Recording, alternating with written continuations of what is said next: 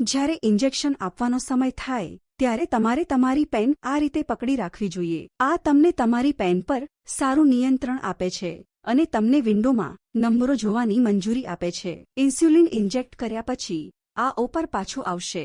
તમે જ્યાં ઇન્જેક્શન કરી શકો છો તે સ્થાનો તમારા પગની બાજુઓ, તમારા તળિયાની ઉપર અથવા તમારા પેટ છે. આગામી વિડીયોમાં આને વધુ ઊંડાણમાં આવરી લેવામાં આવશે. એકવાર તમે પસંદ કરી લો કે તમે ક્યાં ઇન્જેક્શન આપવાના છો, ત્વચાને સહેજ ઊંચી કરો. તેને ચુસ્ત ચપટી બનાવવાની જરૂર નથી, પરંતુ વિસ્તારને પકડી રાખવાથી તમે ક્યાં જવું તે અંગે માર્ગદર્શન આપી શકો છો.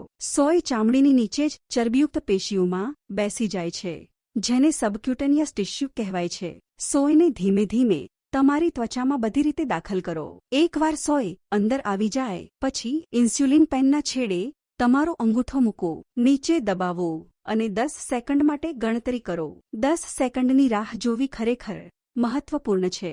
જો તમે 10 સેકન્ડ રાહ જોતા નથી પરંતુ તરત જ સોયને દૂર કરો છો, તો તમારી ત્વચાની સપાટી પર અમુક ઇન્સ્યુલિન લીક થશે અને તમને સંપૂર્ણ ડોઝ મળશે નહીં. 10 સેકન્ડ પછી ત્વચામાંથી સોય દૂર કરો. એકવાર તમે ઇન્જેક્શન કરી લો તે પછી સ્પષ્ટ ઢાંકણને સોય પર પાછું મૂકો અને જ્યાં સુધી તે બંધ ન થાય ત્યાં સુધી સોયને ક્લોકવાઇઝ દિશામાં ફેરવો. આ પછી શાર્પ્સ જ્યારે શક્તિશાળી માઇક્રોસ્કોપમાંથી જોવામાં આવે ત્યારે આ ચિત્ર નવી અને વપરાયેલી સોલ વચ્ચેનો તફાવત દર્શાવે છે. જો તમે બ્લેન્ડ સોયનો ઉપયોગ કરો છો તો તે ત્વચામાં ચેપ અને ઉત્તેજનાનું કારણ